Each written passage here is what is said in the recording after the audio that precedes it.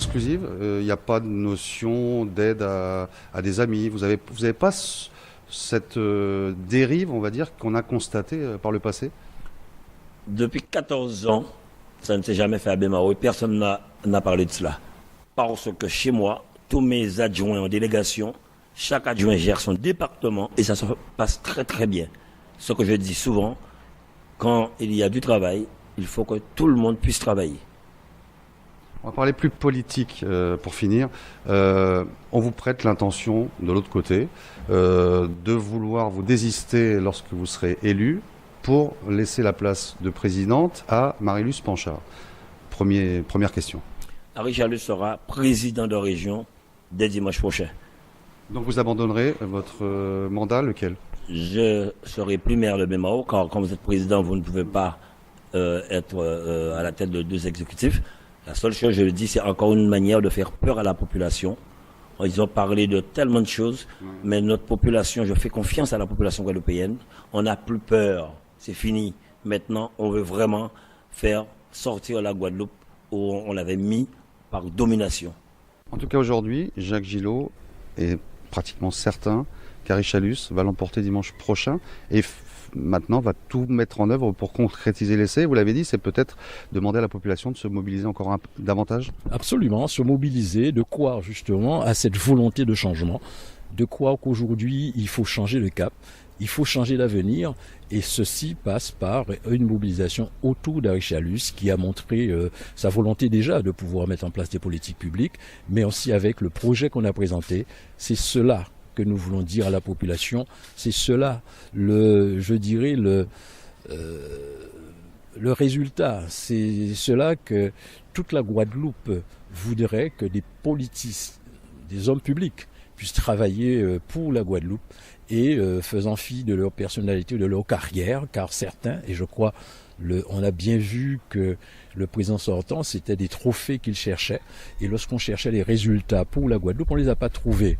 Il a peut-être, lui, des résultats pour lui, mais je ne pense pas qu'on puisse construire un pays avec uniquement un homme qui ne travaille que pour lui, que pour sa carrière.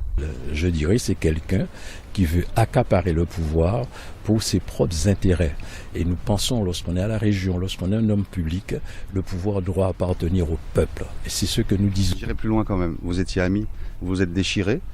Qu'est-ce qui a fait qu'à un moment, Jacques Gillot et Victorin Lurel ne se sont plus parlé et se sont opposés politiquement? Non, ne se sont plus parlé, je ne pense pas que ça soit ça. Le problème, c'est qu'en fait, nous étions plus sur la même ligne politique. M. Lurel n'a pas accepté que j'avais une majorité qui m'appartenait depuis 2011.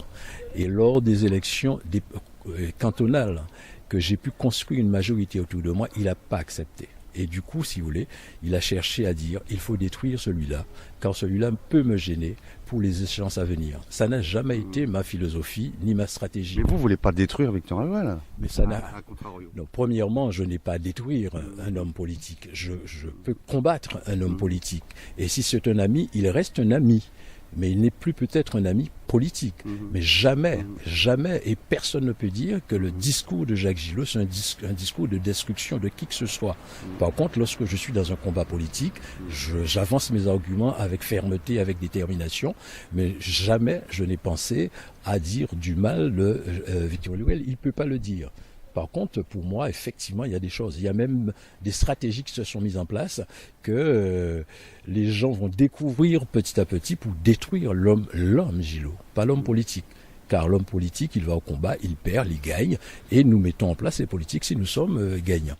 Alors là, ce que vous m'expliquez, vous allez peut-être développer ou pas, mais ce sont des véritables intrigues, alors ça va loin. Ah ben oui, mais je pense qu'effectivement, lorsque toute cette campagne de haine et de mépris depuis avant les élections départementales, je crois qu'effectivement, il n'était pas question de vouloir uniquement faire une alternative au niveau du Conseil général. J'avais déjà dit que si j'ai une majorité, je me présenterai au niveau à la présidence du Conseil départemental. Je n'ai pas une majorité, je ne me suis pas présenté, je respecte déjà les résultats des élections, je respecte les électeurs et bien sûr je respecte la démocratie. Mais qu'est-ce qu'on n'a pas pu dire? Qu'est-ce qu'on ne continue pas à dire? C'est pas normal que, si vous voulez, dans cette campagne électorale, sur Chalus presque rien, qui est notre tête de liste, mais c'est Jacques Gillot qu'on attaque. C'est qu'on veut continuer à le détruire.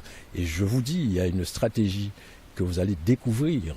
Je vous la donne pas tout à fait, que c'était l'homme qu'on voulait détruire, pas l'homme politique.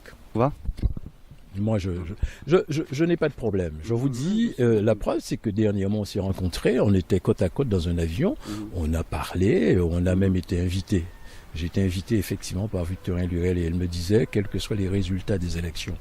Donc c'est preuve que moi, si vous voulez, je n'ai jamais montré vraiment de haine, ni de mépris envers Victorien. C'est pas ça qui apporte du bien, justement. C'est pas la haine, c'est au contraire. Non, mais un combat politique, c'est à partir de débats, de réflexions, d'analyses, et pour permettre à la population de faire un choix à partir du projet et bien sûr à partir du comportement. Moi, ma méthode, c'était de travailler avec tout le monde. On m'a appelé l'homme du consensus. C'était toujours un consensus après débat, un consensus fort, de dire nous sommes tous d'accord, ou la grande majorité est d'accord pour mettre en place telle politique ou telle politique. Et c'est comme ça, c'était ça ma méthode. À certains moments même, on disait que ah ouais, mais Gillot devrait aller plus fort. Ce n'était pas la personnalité de Jacques Gillot. Je voulais débattre, réfléchir ensemble et de prendre des décisions ensemble. Ça a été ça mon problème. Donc, vis-à-vis de Victorien Lurel, je crois qu'en fait, je l'ai accompagné souvent. 2004-2010, les élections législatives 2012, j'étais là. Et c'est pour cette raison, je ne comprends pas, je vous dis, cette haine et ces mépris vis-à-vis de moi. Qu'on puisse vouloir détrôner, si vous voulez, un homme politique ou un leader politique, ça c'est tout à fait normal, c'est la démocratie. Chacun se défend, chacun défend ses convictions, chacun par des arguments défend ses positions.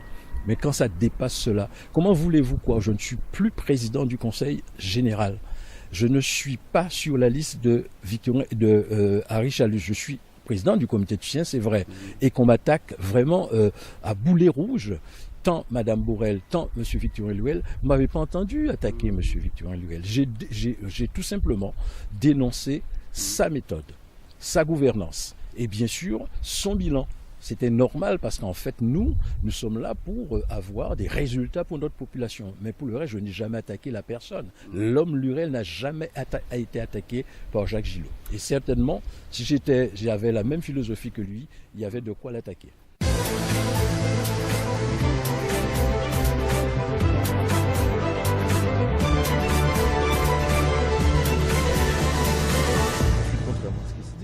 Je n'ai jamais été un homme seul. C'est une gouvernance collégiale. Tous les présidents de commission d'ailleurs, même lorsqu'ils ne sont pas sur la liste, et je pense à Jocelyn Mir, ils viennent expliquer leur bilan. Donc je ne suis pas peu fier, je le dis. Faut-il encore mieux expliquer ce que nous avons fait? Et je ne désespère pas du tout de convaincre l'électeur guadeloupéen de la qualité de cette candidature-là et de l'offre politique qui lui est faite. Oui, c'est vrai que nous avons été surpris parce que nous ne nous attendions pas à ce résultat-là, mais on a compris ce qui s'est passé. Il y a eu un vote de proximité, il y a eu un vote affectif et on comprend ça. Et les Lamantinois n'ont pas tout à fait pesé l'importance de cette élection pour Lamentin. Lamentin est au cœur de l'élection comme toutes les communes. Il y a danger pour Lamentin que Victorien Lurel ne soit pas élu président de région. Pour tous les engagements que nous avons pour Lamentin, pour aujourd'hui, le travail qui a commencé, Lamentin est devenu paisible, la Guadeloupe est devenue paisible, nous travaillons main dans la main avec Victorien Lurel et Josette Borrell incertain. Il est important pour tous les grands projets, la suite de Ravine Chaude, pour l'école de Caillou, pour l'aménagement d'un espace de loisirs pour nos enfants, l'amélioration de notre ciné-théâtre, sa réparation. Tous les grands projets que nous avons, eh bien, nous avons besoin de Victorien Lurel. Lamentin a besoin de Victorien Lurel. Et j'appelle les Lamantinois de grâce, s'il vous plaît, n'arrêtez pas ce que nous avons commencé. Poursuivons le travail, ne freinez pas votre maire. Élection régionale 2015, à vivre sur RCI.